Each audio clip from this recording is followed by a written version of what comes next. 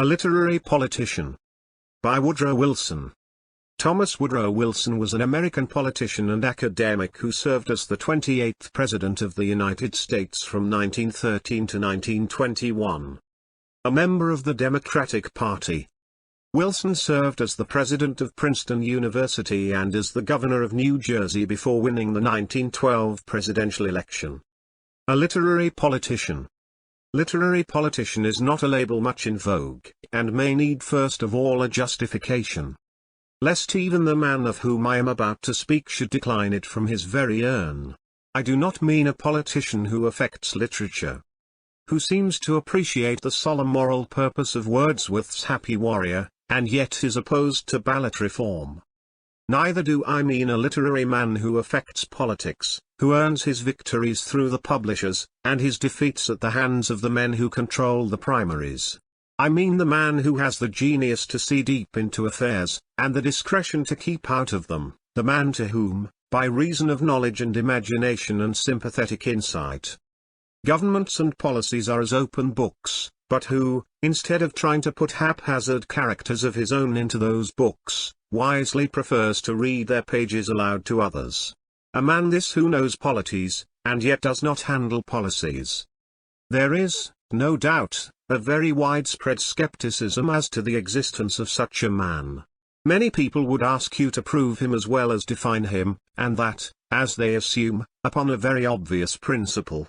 It is a rule of universal acceptance in theatrical circles that no one can write a good play who has no practical acquaintance with the stage. A knowledge of green-room possibilities and of stage machinery, it is held, must go before all successful attempts to put either passion or humor into action on the boards, if pit and gallery are to get a sense of reality from the performance. No wonder that Sheridan's plays were effective, for Sheridan was both author and actor, but abundant wonder that simple Goldsmith succeeded with his exquisite She Stoops to Conquer, unless we are to suppose that an Irishman of the last century, like the Irishman of this, had some sixth sense which enabled him to understand other people's business better than his own, for poor Goldsmith could not act, even off the stage. And his only connection with the theatre seems to have been his acquaintance with Garrick. Lytton, we know, had Macready constantly at his elbow, to give and enforce suggestions calculated to render plays playable. And in our own day, the authors of what we indulgently call dramatic literature find themselves constantly obliged to turn tragedies into comedies, comedies into farces, to satisfy the managers, for managers know the stage, and pretend to know all possible audiences also. The writer for the stage must be playwright first, author second. Similar principles of criticism are not a little affected by those who play the parts, great and small, on the stage of politics. There is on that stage, too, it is said, a complex machinery of action and scene shifting, a greenroom tradition and practice as to costume and make-up, as to entry and exit, necessities of concession to footlights and of appeal to the pit, quite as rigorous and quite as proper for study as are the concomitants of that other art which we frankly call acting. This is an idea, indeed, accepted in some quarters outside the political playhouse as well as within it. Mr. Sidney Colvin, for example, declares very rightly that men of letters and of thought are habitually too much given to declaiming at their ease against the delinquencies of men of action and affairs. The inevitable friction of practical politics, he argues, generates heat enough already, and the office of the thinker and critic should be to supply not heat, but light. The difficulties which attend his own unmolested task, the task of seeking after and proclaiming salutary truths, should teach him to make allowance for the far more urgent difficulties which beset the politician, the man obliged, amidst the clash of interests and temptations, to practice from hand to mouth, and at his peril. The most uncertain and at the same time the most indispensable of the experimental arts. Mr. Colvin is himself of the class of men of letters and of thought. He accordingly puts the case against his class much more mildly than the practical politician would desire to see it put. Practical politicians are wont to regard closeted writers upon politics with a certain condescension, dashed with slight traces of uneasy concern. Literary men can say strong things of their age, observes Mr. Bagehot, for no one expects that they will go out and act on them. They are a kind of ticket of leave lunatics, from whom no harm is for the moment expected, who seem quiet, but on whose vagaries a practical public must have its eye. I suppose that the really serious, practical man in politics would see nothing of satirical humor in such a description. He would have you note that, although traced with a sharp point of wit, the picture is nevertheless true. He can cite you a score of instances illustrative of the danger of putting faith in the political judgments of those who are not politicians bred in the shrewd and moving world of political management. The genuine practical politician, such as, even our enemies being the witnesses, we must be acknowledged to produce in great numbers and perfection in this country, reserves his acidest contempt for the literary man who assumes to utter judgments touching public affairs and political institutions. If he be a reading man, as will sometimes happen, he is able to point you, in illustration of what you are to expect in such cases, to the very remarkable essays of the late Mr. Matthew Arnold on parliamentary policy and the Irish question. If he be not a reading man, as sometimes happens, he is able to ask, much to your confusion, what does a fellow who lives inside a library know about politics, anyhow? You have to admit, if you are candid, that most fellows who live in libraries know little enough. You remember Macaulay, and acknowledge that, although he made admirable speeches in Parliament, held high political office, and knew all the considerable public men of his time, he did imagine the creation to have been made in accordance with Whig notions. Did hope to find the judgments of Lord Somers some day answering mankind as standards for all possible times and circumstances. You recall Gibbon, and allow, to your own thought at least, that, had he not remained silent in his seat, a very few of his sentences would probably have sufficed to freeze the House of Commons stiff. The ordinary literary man, even though he be an eminent historian, is ill enough fitted to be a mentor in affairs of government. For, it must be admitted, things are for the most part very simple in books, and in practical life very complex. Not all the bindings of a library enclose the various world of circumstance. But the practical politician should discriminate. Let him find a man with an imagination which, though it stands aloof, is yet quick to conceive the very things in the thick of which the politician struggles. To that man he should resort for instruction. And that there is occasionally such a man we have proof in Bagehot, the man who first clearly distinguished the facts of the English Constitution from its theory. Walter Bagehot is a name known to not a few of those who have a zest for the juiciest things of literature, for the wit that illuminates and the knowledge that refreshes. But his fame is still singularly disproportioned to his charm, and one feels once and again like publishing him, at least to all spirits of his own kind. It would be a most agreeable good fortune to introduce Bagehot to men who have not read him. To ask your friend to know Bagehot is like inviting him to seek pleasure. Occasionally, a man is born into the world whose mission it evidently is to clarify the thought of his generation, and to vivify it. To give it speed where it is slow, vision where it is blind, balance where it is out of poise, saving humor where it is dry, and such a man was Walter Bagehot. When he wrote of history, he made it seem human and probable; when he wrote of political economy, he made it seem credible, entertaining, nay, engaging even; when he wrote criticism, he wrote sense. You have in him a man who can jest to your instruction, who will beguile you into being informed beyond your wont and wise beyond your birthright. Full of manly, straightforward meaning, earnest to find the facts that guide and strengthen conduct. A lover of good men and seers, full of knowledge and a consuming desire for it, he is yet genial with all, with the geniality of a man of wit, and alive in every fibre of him, with a life he can communicate to you. One is constrained to agree, almost, with the verdict of a witty countryman of his, who happily still lives to cheer us, that when Bagehot died he carried away into the next world more originality of thought than is now to be found in the three estates of the realm. An epitome of Bagehot's life can be given very briefly. He was born in February, 1826, and died in March, 1877, the month in which one would prefer to die. Between those two dates he had much quaint experience as a boy, and much sober business experience as a man. He wrote essays on poets, prose writers, statesmen, whom he would, with abundant insight, but without too much respect of persons, also books on banking, on the early development of society, and on English politics, kindling a flame of interest with these dry materials such as made men stare who had often described the facts of society themselves, but who had never dreamed of applying fire to them, as Bagehot did, to make them give forth light and wholesome heat. He set the minds of a few fortunate friends aglow with the delights of the very wonderful tongue which nature had given him through his mother. And then he died, while his power was yet young.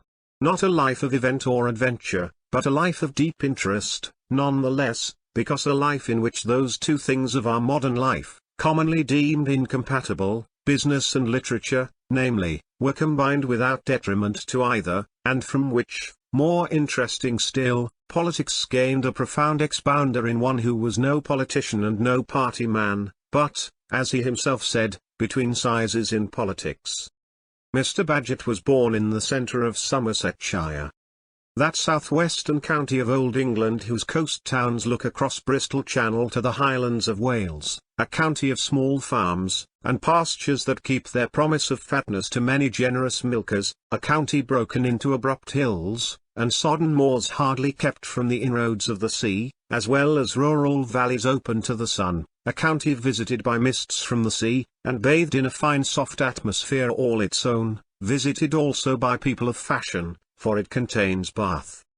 Visited now also by those who have read Lorna Doone, for within it lies part of that ex-moor forest in which stalwart John Ridd lived and wrought his mighty deeds of strength and love, a land which the Celts kept for long against both Saxon and Roman, but which Christianity easily conquered, building Wells Cathedral and the monastery at Glastonbury.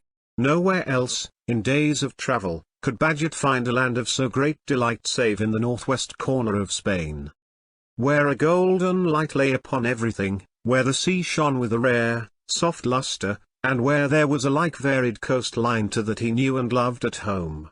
He called it a sort of better Devonshire, and Devonshire is Somersetshire, only more so. The atmospheric effects of his county certainly entered the boy Bagehot, and coloured the nature of the man.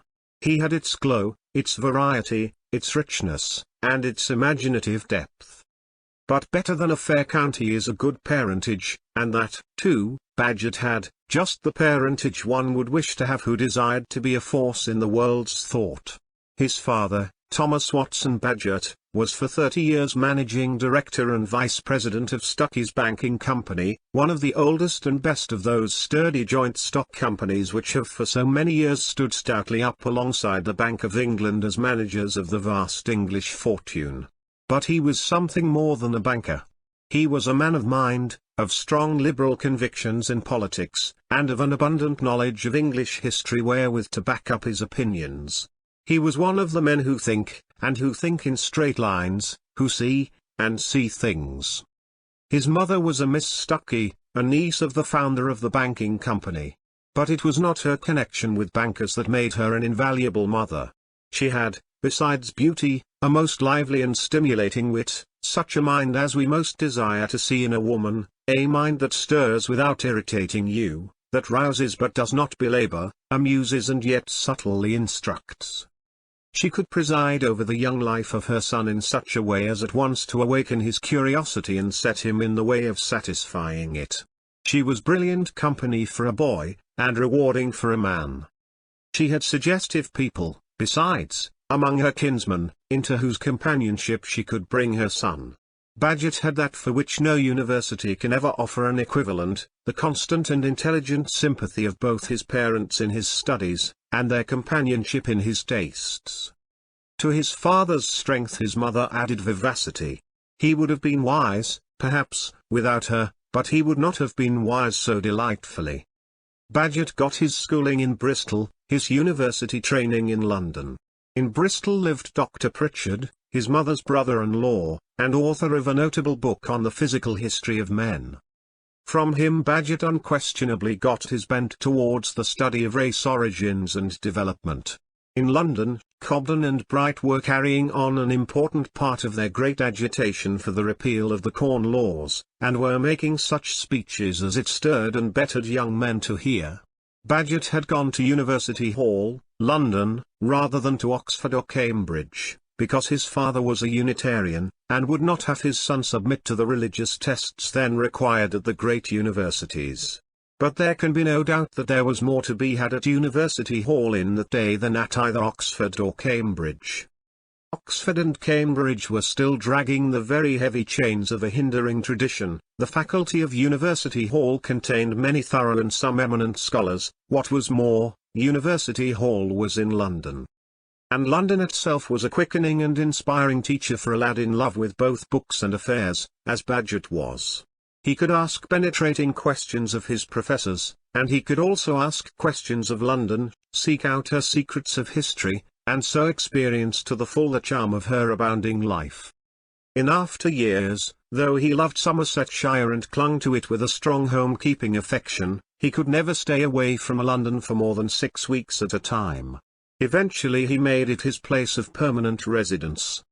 His university career over, Bagehot did what so many thousands of young graduates before him had done. He studied for the bar, and then, having prepared himself to practice law, followed another large body of young men in deciding to abandon it.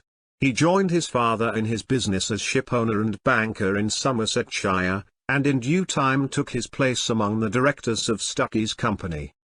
For the rest of his life, this man, whom the world knows as a man of letters, was first of all a man of business. In his later years, however, he identified himself with what may be called the literary side of business by becoming editor of that great financial authority, the London Economist.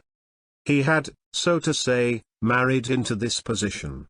His wife was the daughter of the Right Honourable James Wilson, who was the mind and manager, as well as the founder of the Economist. Wilson's death seemed to leave the great financial weekly by natural succession to Bagehot, and certainly natural selection never made a better choice. It was under Bagehot that the Economist became a sort of financial providence for businessmen on both sides of the Atlantic. Its sagacious prescience constituted Bagehot himself a sort of supplementary Chancellor of the Exchequer, the chancellors of both parties resorting to him with equal confidence and solicitude. His constant contact with London, and with the leaders of politics and opinion there, of course materially assisted him also to those penetrating judgments touching the structure and working of English institutions which have made his volume on the English Constitution and his essays on Bolingbroke and Brougham and Peel, on Mr. Gladstone and Sir George Cornwall Lewis, the admiration and despair of all who read them. Those who know Bagehot only as the writer of some of the most delightful and suggestive literary criticisms in the language wonder that he should have been an authority on practical politics. Those who used to regard the London Economist as omniscient, and who knew him only as the editor of it, marvel that he dabbled in literary criticism, and incline to ask themselves, when they learn of his vagaries in that direction, whether he can have been so safe a guide as they deemed him. After all, those who know him through his political writings alone venture upon the perusal of his miscellaneous essays with not a little surprise and misgiving that their master should wander so far afield. And yet the whole Bagehot is the only Bagehot. Each part of the man is incomplete, not only, but a trifle incomprehensible also, without the other parts. What delights us most in his literary essays is their broad practical sagacity, so uniquely married as it is with pure taste and the style of a rapid artist in words.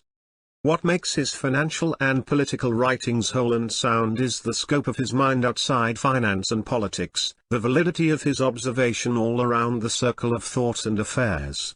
He was the better critic for being a competent man of business and a trusted financial authority. He was the more sure-footed in his political judgments because of his play of mind in other and supplementary spheres of human activity. The very appearance of the man was a sort of outer index to the singular variety of capacity that has made him so notable a figure in the literary annals of England. A mass of black, wavy hair, a dark eye, with depths full of slumberous, playful fire, a ruddy skin that bespoke active blood, quick in its rounds, the lithe figure of an excellent horseman, a nostril full, delicate, quivering, like that of a blooded racer. Such were the fitting outward marks of a man in whom life and thought and fancy abounded, the aspect of a man of unflagging vivacity, of wholesome, hearty humor, of a ready intellectual sympathy, of wide and penetrative observation. It is no narrow, logical shrewdness or cold penetration that looks forth at you through that face, even if a bit of mockery does lurk in the privatest corner of the eye. Among the qualities which he seeks out for special praise in Shakespeare is a broad tolerance and sympathy for illogical and common minds. It seems to him an evidence of size in Shakespeare that he was not vexed with smallness, but was patient, nay, sympathetic even, in his portrayal of it. If everyone were logical and literary, he exclaims, how would there be scavengers, or watchmen, or caulkers, or coopers? A patient sympathy, a kindly fellow feeling for the narrow intelligence necessarily induced by narrow circumstances, a narrowness which, in some degrees, seems to be inevitable, and is perhaps more serviceable than most things to the wise conduct of life. This, though quick and half-bred minds may despise it, seems to be a necessary constituent in the composition of manifold genius. How shall the world be served? Asks the host in Chaucer.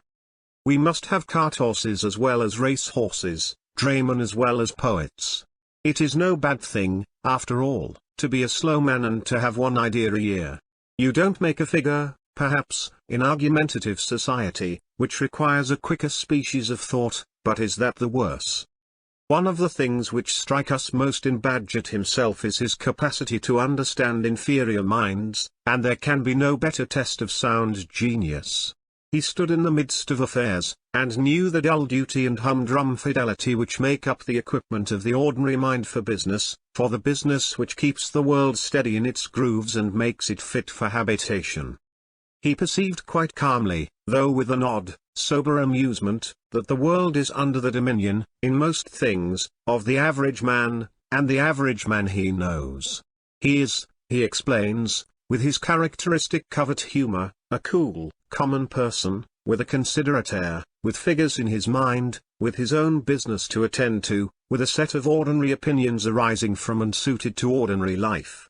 He can't bear novelty or originalities. He says, "Sir, I never heard such a thing before in my life." And he thinks this a reductio ad absurdum. You may see his taste by the reading of which he approves. Is there a more splendid monument of talent and industry than the Times? No wonder that the average man, that anyone, believes in it. But did you ever see anything there you had never seen before? Where are the deep theories, and the wise axioms, and the everlasting sentiments which the writers of the most influential publication in the world have been the first to communicate to an ignorant species? Such writers are far too shrewd. The purchaser desires an article which he can appreciate at sight, which he can lay down and say, an excellent article, very excellent, exactly my own sentiments. Original theories give trouble. Besides, a grave man on the coal exchange does not desire to be an apostle of novelties among the contemporaneous dealers in fuel. He wants to be provided with remarks he can make on the topics of the day which will not be known not to be his, that are not too profound, which he can fancy the paper only reminded him of. And just in the same way, thus he proceeds with the sagacious moral, precisely as the most popular political paper is not that which is abstractedly the best or most instructive, but that which most exactly takes up the minds of men where it finds them, catches the floating sentiment of society, puts it in such a form as society can fancy would convince another society which did not believe. So the most influential of constitutional statesmen is the one who most felicitously expresses the creed of the moment, who administers it, who embodies it in laws and institutions, who gives it the highest life it is capable of, who induces the average man to think, I could not have done it any better if I had had time myself. See how his knowledge of politics proceeds out of his knowledge of men. You may talk of the tyranny of Nero and Tiberius, he exclaims, but the real tyranny is the tyranny of your next-door neighbor. What law is so cruel as the law of doing what he does? What yoke is so galling as the necessity of being like him? What espionage of despotism comes to your door so effectually as the eye of the man who lives at your door? public opinion is a permeating influence, and it exacts obedience to itself, it requires us to think other men's thoughts, to speak other men's words, to follow other men's habits. Of course, if we do not, no formal ban ensues, no corporeal pain, the coarse penalty of a barbarous society, is inflicted on the offender.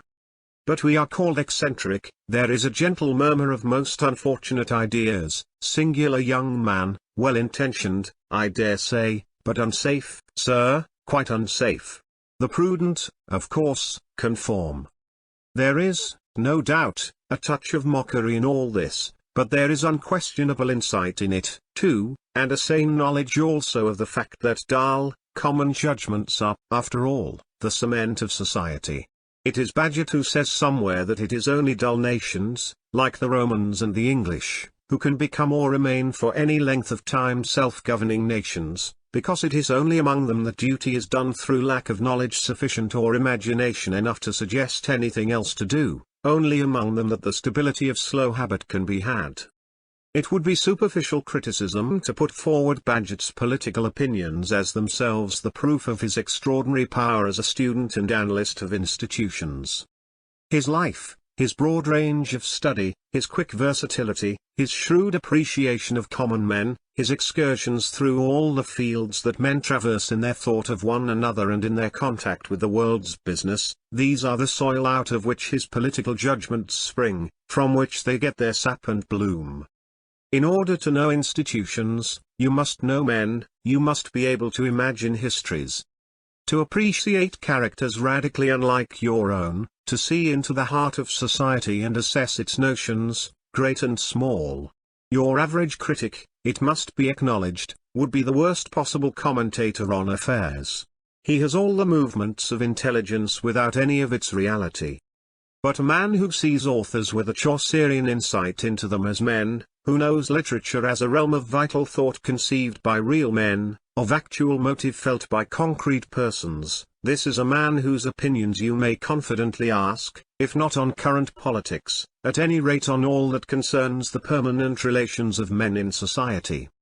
It is for such reasons that one must first make known the most masterly of the critics of English political institutions as a man of catholic tastes and attainments, shrewdly observant of many kinds of men and affairs. Know him once in this way, and his mastery in political thought is explained. If I were to make choice, therefore, of extracts from his works with a view to recommend him as a politician, I should choose those passages which show him a man of infinite capacity to see and understand men of all kinds, past and present. By showing in his case the equipment of a mind open on all sides to the life and thought of society, and penetrative of human secrets of many sorts, I should authenticate his credentials as a writer upon politics, which is nothing else than the public and organic life of society. Examples may be taken almost at random. There is the passage on Sidney Smith, in the essay on the first Edinburgh Reviewers. We have all laughed with that great-hearted clerical wit, but it is questionable whether we have all appreciated him as a man who wrote and wrought wisdom. Indeed, Sidney Smith may be made a very delicate test of sound judgment, the which to apply to friends of whom you are suspicious. There was a man beneath those excellent witticisms, a big, wholesome, thinking man, but none save men of like wholesome natures can see and value his manhood and his mind at their real worth. Sidney Smith was an after-dinner writer. His words have a flow, a vigor, an expression, which is not given to hungry mortals. There is little trace of labor in his composition, it is poured forth like an unceasing torrent, rejoicing daily to run its course. And what courage there is in it! There is as much variety of pluck in writing across a sheet as in riding across a country. Cautious men, go tremulously, like a timid rider, they turn hither and thither, they do not go straight across a subject, like a masterly mind. A few sentences are enough for a master of sentences. The writing of Sidney Smith is suited to the broader kind of important questions. For anything requiring fine nicety of speculation, long elaborateness of deduction, evanescent sharpness of distinction, neither his style nor his mind was fit. He had no patience for long argument, no acuteness for delicate precision, no fangs for recondite research. Writers, like teeth, are divided into incisors and grinders. Sidney Smith was a molar. He did not run a long, sharp argument into the interior of a question, he did not, in the common phrase, go deeply into it, but he kept it steadily under the contract of a strong, capable, jaw-like understanding, pressing its surface, effacing its intricacies, grinding it down. Yet this is done without toil. The play of the molar is instinctive and placid, he could not help it, it would seem that he had an enjoyment in it. One reads this with a feeling that Bagehot both knows and likes Sidney Smith, and heartily appreciates him as an engine of Whig thought, and with the conviction that Bagehot himself, knowing thus and enjoying Smith's freehand method of writing, could have done the like himself, could himself have made English ring to all the old Whig tunes, like an anvil under the hammer. And yet you have only to turn back a page in the same essay to find quite another Bagehot, a Bagehot such as Sidney Smith could not have been. He is speaking of that other militant Edinburgh reviewer, Lord Jeffrey, and is recalling, as everyone recalls, Jeffrey's review of Wordsworth's Excursion. The first words of that review, as everybody remembers, were, "This will never do," and there followed upon those words, though not a little praise of the poetical beauties of the poem, a thoroughly meant condemnation of the school of poets of which Wordsworth was the greatest representative. Very celebrated in the world of literature is the leading case of Geoffrey v. Wordsworth. It is in summing up this case that Bagehot gives us a very different taste of his quality. The world has given judgment. Both Mr. Wordsworth and Lord Jeffrey have received their reward. The one had his own generation, the laughter of men, the applause of drawing-rooms, the concurrence of the crowd, the other a succeeding age, the fond enthusiasm of secret students, the lonely rapture of lonely minds. And each has received according to his kind. If all cultivated men speak differently because of the existence of Wordsworth and Coleridge, if not a thoughtful English book has appeared for 40 years without some trace for good or evil of their influence, if sermon writers subsist upon their thoughts, if sacred poets thrive by translating their weaker portions into the speech of women. If, when all this is over, some sufficient part of their writing will ever be found fitting food for wild musing and solitary meditation, surely this is because they possessed the inner nature, an intense and glowing mind, the vision and the faculty divine. But if, perchance, in their weaker moments, the great authors of the lyrical ballads did ever imagine that the world was to pause because of their verses, that Peter Bell would be popular in drawing-rooms, that Christabel would be perused in the city, that people of fashion would make a handbook of the excursion, it was well for them to be told at once that this was not so. Nature ingeniously prepared a shrill artificial voice, which spoke in season and out of season, enough and more than enough. What will ever be the idea of the cities of the plain concerning those who live alone among the mountains, of the frivolous concerning the grave, of the gregarious concerning the recluse, of those who laugh concerning those who laugh not, of the common concerning the uncommon, of those who lend on usury concerning those who lend not, the notion of the world of those whom it will not reckon among the righteous, it said. This won't do. And so in all time will the lovers of polished liberalism speak concerning the intense and lonely prophet. This is no longer the Bagehot who could write across a sheet with Sidney Smith. It is now a Bagehot whose heart is turned away from the cudgelling Whigs to see such things as are hidden from the bearers of cudgels, and revealed only to those who can await in the sanctuary of a quiet mind the coming of the vision. Single specimens of such a man's writing do not suffice, of course, even as specimens. They need their context to show their appositeness, the full body of the writing from which they are taken to show the mass and system of the thought. Even separated pieces of his matter prepare us, nevertheless, for finding in Bagehot keener, juster estimates of difficult historical and political characters than it is given the merely exact historian, with his head full of facts and his heart purged of all imagination, to speak. There is his estimate of the Cavalier, for example. A Cavalier is always young. The buoyant life arises before us, rich in hope, strong in vigor, irregular in action, men young and ardent, framed in the prodigality of nature, open to every enjoyment, alive to every passion, eager, impulsive, brave without discipline, noble without principle, prizing luxury, despising danger, capable of high sentiment, but in each of whom the addiction was to courses vain. His companies unlettered, rude, and shallow. His hours filled up with riots, banquets, sports. And never noted in him any study, any retirement, any sequestration from open haunts and popularity. The political sentiment is part of the character. The essence of Toryism is enjoyment. The way to keep up old customs is to enjoy old customs. The way to be satisfied with the present state of things is to enjoy the present state of things.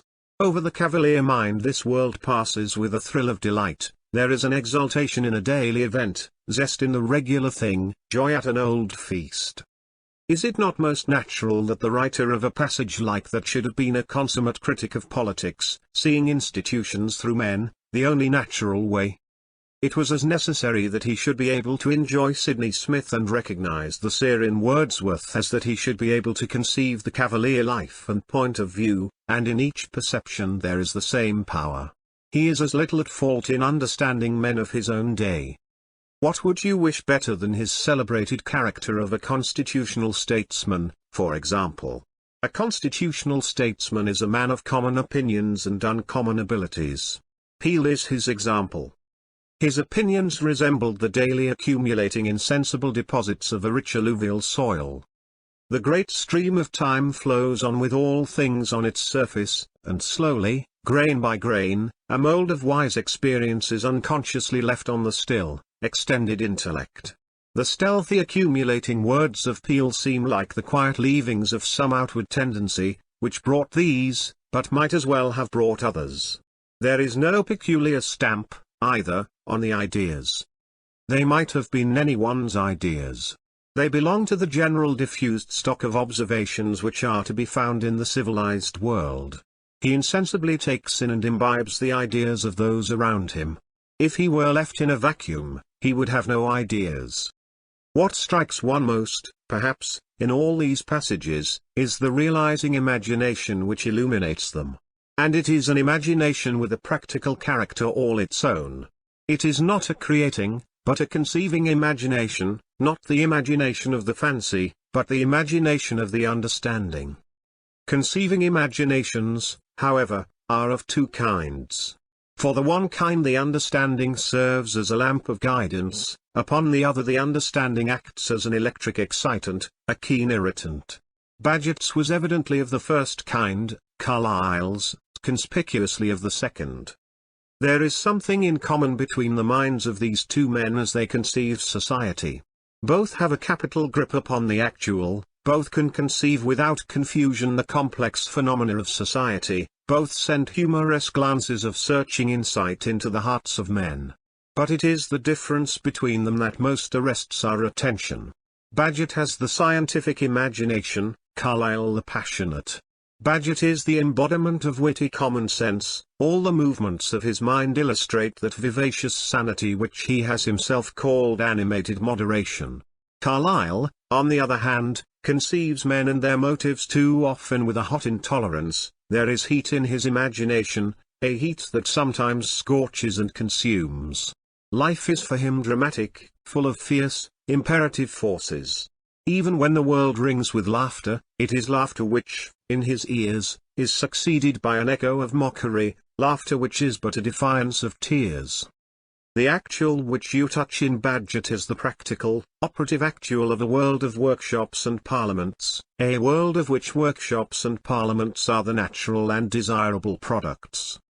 Carlyle flouts at modern legislative assemblies as talking shops, and yearns for action such as is commanded by masters of action, preaches the doctrine of work and silence in some 30 volumes octavo. Bagehot points out that prompt, crude action is the instinct and practice of the savage, that talk, the deliberation of assemblies, the slow concert of masses of men, is the cultivated fruit of civilization, nourishing to all the powers of right action in a society which is not simple and primitive, but advanced and complex. He is no more imposed upon by parliamentary debates than Carlyle is. He knows that they are stupid, and, so far as wise utterance goes, in large part futile, too. But he is not irritated, as Carlyle is, for, to say the fact, he sees more than Carlyle sees. He sees the force and value of the stupidity. He is wise, along with Burke, in regarding prejudice as the cement of society. He knows that slow thought is the ballast of a self-governing state. Stanch, knitted timbers are as necessary to the ship as sails. Unless the hull is conservative in holding stubbornly together in the face of every argument of sea weather, there'll be lives and fortunes lost. Bagehot can laugh at unreasoning bias. It brings a merry twinkle into his eye to undertake the good sport of dissecting stolid stupidity. But he would not for the world abolish bias and stupidity. He would much rather have society hold together, much rather see it grow than undertake to reconstruct it. "You remember my joke against you about the moon," writes Sidney Smith to Geoffrey D.N. "The solar system, bad light, planets too distant, pestered with comets, feeble contrivance. Could make a better with great ease." There was nothing of this in Bagehot. He was inclined to be quite tolerant of the solar system. He understood that society was more quickly bettered by sympathy than by antagonism. Bagehot's limitations, though they do not obtrude themselves upon your attention as his excellencies do, are in truth as sharp-cut and clear as his thought itself. It would not be just the truth to say that his power is that of critical analysis only, for he can and does construct thought concerning antique and obscure systems of political life and social action. But it is true that he does not construct for the future. You receive stimulation from him and a certain feeling of elation. There is a fresh air stirring in all his utterances that is unspeakably refreshing. You open your mind to the fine influence, and feel younger for having been in such an atmosphere. It is an atmosphere clarified and bracing almost beyond example elsewhere. But you know what you lack in Bagehot if you have read Burke. You miss the deep eloquence which awakens purpose. You are not in contact with systems of thought or with principles that dictate action, but only with a perfect explanation. You would go to Burke, not to Bagehot, for inspiration in the infinite tasks of self-government, though you would, if you were wise, go to Bagehot rather than to Burke if you wished to realize just what were the practical daily conditions under which those tasks were to be worked out. Moreover, there is a deeper lack in Bagehot. He has no sympathy with the voiceless body of the people, with the mass of unknown men. He conceives the work of government to be a work which is possible only to the instructed few. He would have the mass served, and served with devotion, but he would trouble to see them attempt to serve themselves. He has not the stout fibre and the unquestioning faith in the right and capacity of inorganic majorities which make the democrat. He has none of the heroic boldness necessary for faith in wholesale political aptitude and capacity. He takes democracy in detail in his thought, and to take it in detail makes it look very awkward indeed. And yet surely it would not occur to the veriest democrat that ever vociferated the sovereignty of the people to take umbrage at anything Bagehot might chance to say in dissection of democracy. What he says is seldom provokingly true. There is something in it all that is better than a saving clause, and that is a saving humor. Humor ever keeps the whole of his matter sound. It is an excellent salt that keeps sweet the sharpest of his sayings. Indeed, Bagehot's wit is so prominent among his gifts that I am tempted here to enter a general plea for wit as fit company for high thoughts and weighty subjects. Wit does not make a subject light, it simply beats it into shape to be handled readily. For my part, I make free acknowledgment that no man seems to me master of his subject who cannot take liberties with it. Who cannot slap his propositions on the back and be hail fellow well met with them. Suspect a man of shallowness who always takes himself and all that he thinks seriously. For light on a dark subject commend me to a ray of wit. Most of your solemn explanations are mere farthing candles in the great expanse of a difficult question. Wit is not, I admit, a steady light, but its flashes give you sudden glimpses of unsuspected things such as you will never see without it. It is the summer lightning, which will bring more to your startled eye in an instant, out of the hiding of the night, than you will ever be at the pains to observe in the full blaze of noon. Wit is movement, is play of mind, and the mind cannot get play without a sufficient playground. Without movement outside the world of books, It is impossible a man should see aught but the very neatly arranged phenomena of that world. But it is possible for a man's thought to be instructed by the world of affairs without the man himself becoming a part of it. Indeed, it is exceedingly hard for one who is in and of it to hold the world of affairs off at arm's length and observe it. He has no vantage ground. He had better for a while seek the distance of books, and get his perspective. The literary politician, let it be distinctly said, is a very fine, a very superior species of the man thoughtful. He reads books as he would listen to men talk. He stands apart, and looks on, with humorous, sympathetic smile, at the play of policies. He will tell you for the asking what the players are thinking about. He divines at once how the parts are cast. He knows beforehand what each act is to discover. He might readily guess what the dialogue is to contain. Were you short of scene shifters, he could serve you admirably in an emergency. And he is a better critic of the play than the players. Had I command of the culture of men, I should wish to raise up for the instruction and stimulation of my nation more than one sane, sagacious, penetrative critic of men and affairs like Walter Bagehot. But that, of course. The proper thesis to draw from his singular genius is this: it is not the constitutional lawyer, nor the student of the mere machinery and legal structure of institutions, nor the politician, a mere handler of that machinery, who is competent to understand and expound government, but the man who finds the materials for his thought far and wide, in everything that reveals character and circumstance and motive. It is necessary to stand with the poets as well as with lawgivers, with the fathers of the race as well as with your neighbor of today, with those who toil and are sick at heart as well as with those who prosper and laugh and take their pleasure. With the merchant and the manufacturer as well as with the closeted student, with the schoolmaster and with those whose only school is life, with the orator and with the men who have wrought always in silence. In the midst of thought and also in the midst of affairs, if you would really comprehend those great wholes of history and of character which are the vital substance of politics. End of the essay. Thank you. Thank you.